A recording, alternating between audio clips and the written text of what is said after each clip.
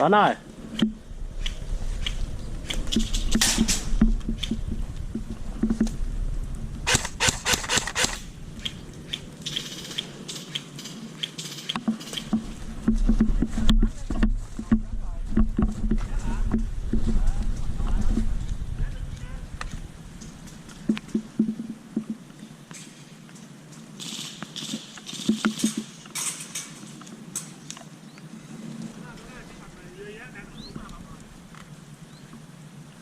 Mấy giờ?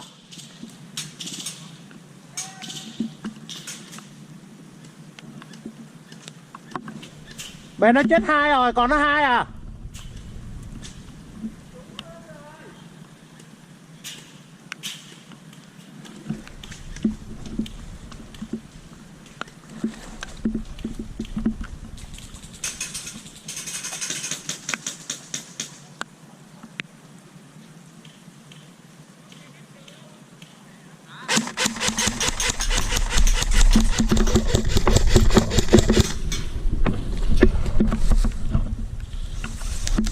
Hết. Quá nó té. Núp sẵn này.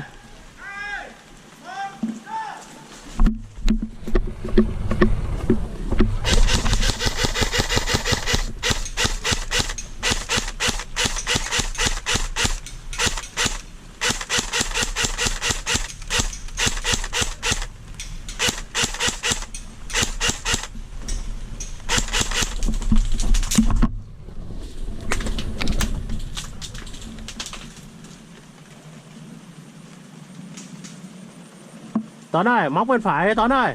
Bên này 2 hàng me rồi.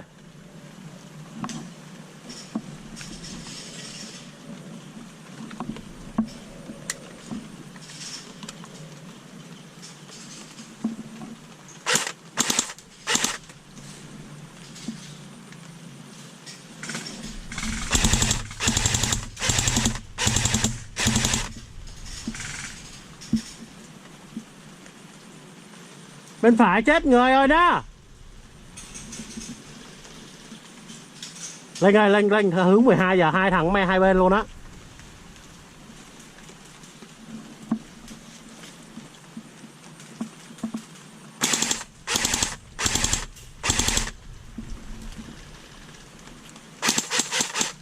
Đạn.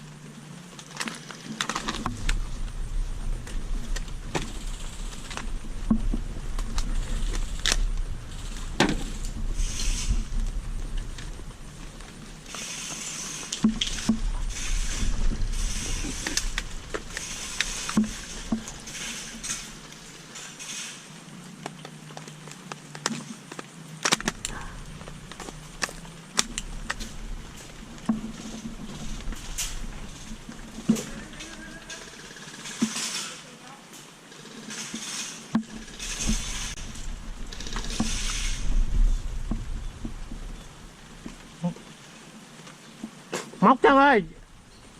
Móc.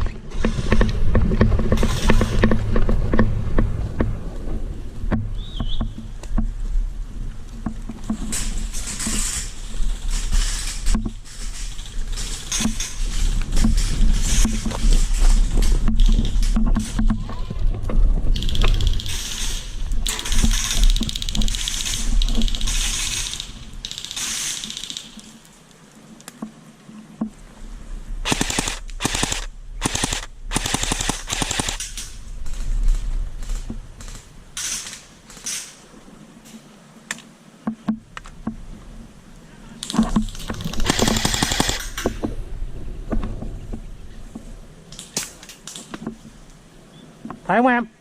Em hít rồi hả?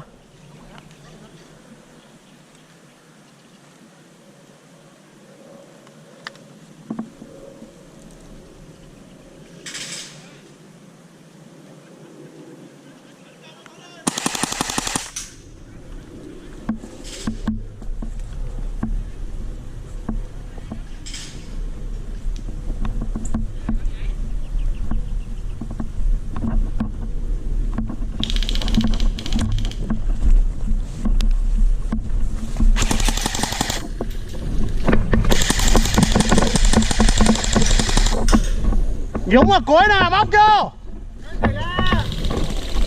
Hả?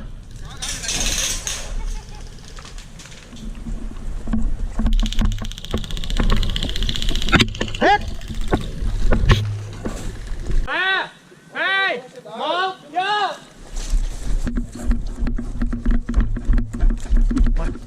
Không được rồi, không được rồi. Đồ má chết rồi. Nó me thẳng diện rồi luôn Tuấn. Nó biết rồi, nó thấy rồi.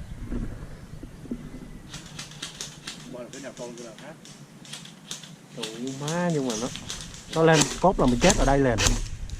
Nó có cái khe nè. Bây giờ mình vô kia vô được mà chúng mình bánh đéo tới nó. Bánh đéo đến. Phải lòn. Duy.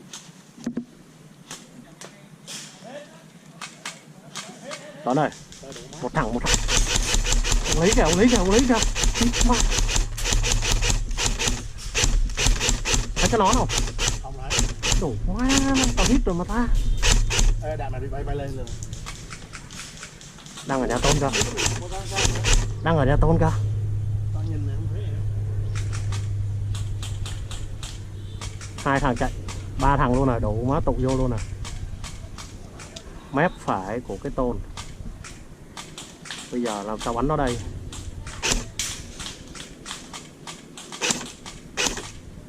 Đó. Nó thấy tao rồi. Nó thấy mày rồi, mày ngồi đó là nó vô mặt rồi đó. Cả có thằng kia nó đang móc kìa. Mà giờ tao đâu có chạy sang chuối được đâu. Nó bắn rụng vô rơm luôn.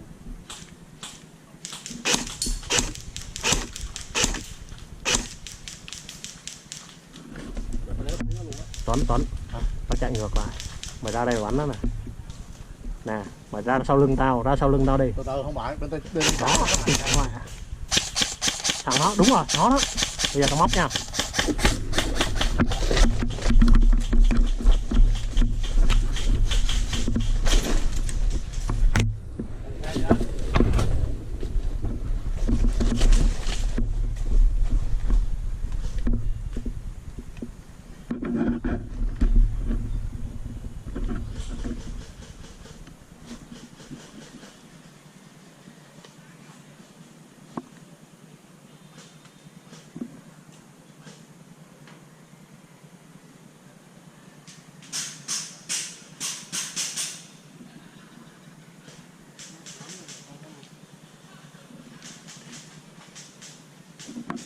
Tuấn, tao móc bên phải nha.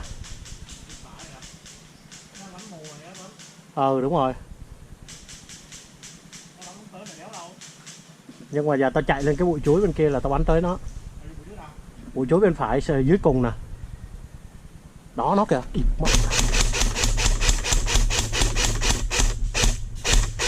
Một thằng. Ở đó 2 thằng là có thằng mới cúi xuống rồi. Thấy không, cái chỗ ban nãy luôn á. Đúng rồi. Má, mấy thằng kia nó núp bụi chuối, không đéo có ai mọc bên trái để hút hỏa lực bên đó. Tuấn, đúng của tao là Tuấn, thấy nó không?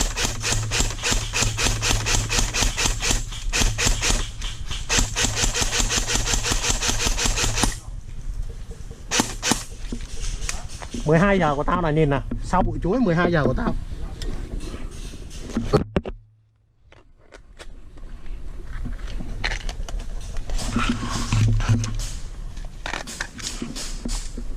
Lồn nó trơn ra.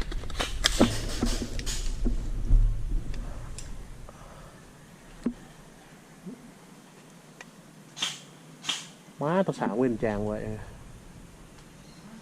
Địt mẹ nó ăn gian.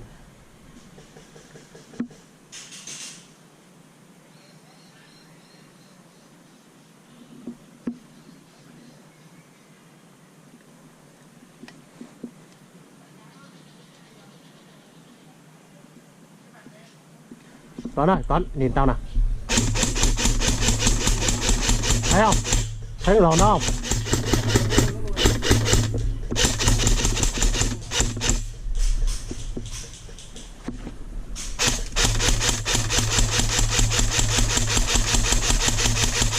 Địt bạ. Đâu quá nguyên thân luôn mà còn chưa ra nữa.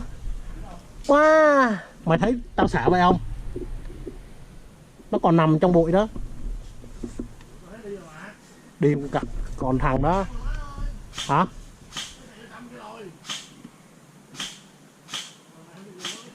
Kìa kìa, nó kìa.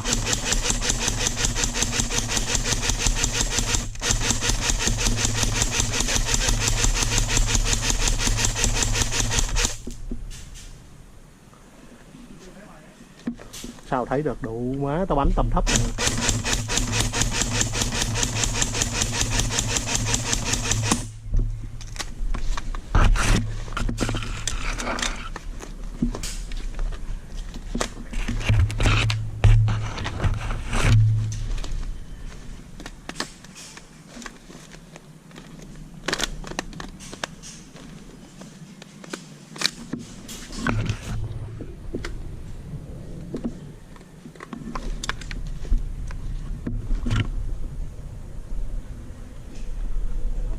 Hả? Được. Bây giờ tao chạy sang cái gốc cây bụi chuối, xong rồi tao móc từ từ lên. Nhưng mà cái này nó trống quá, phải chạy lên. Đây nha.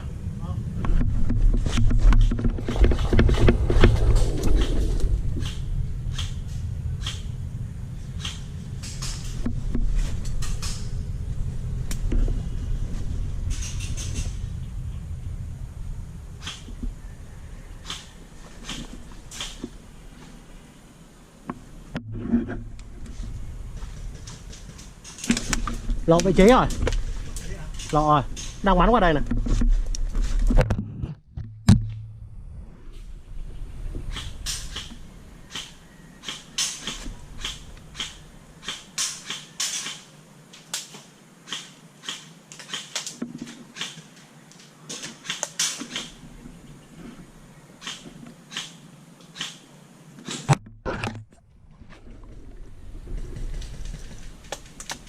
Thấy không? Đủ má, nó giả vậy mà. Từ xong một loạt đạn nó chạy. Thấy nó tê không? Tách tách tách tách sau lưng nè.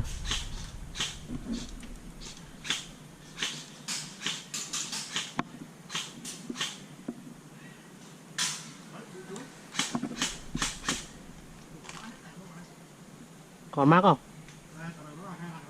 Tao thấy rồi, địt mẹ. Thấy rồi đó.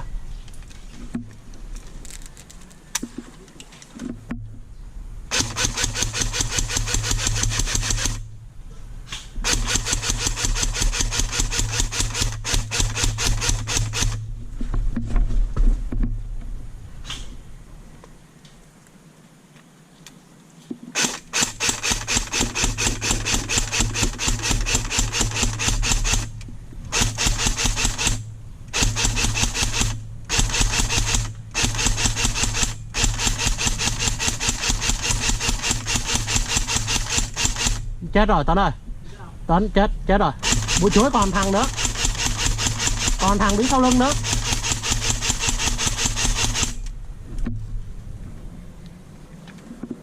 Đó, ra rồi. Mày thấy thằng đó ra chưa? Còn thằng sau lưng nữa. Hết đạn. Thấy rồi. Á, reload.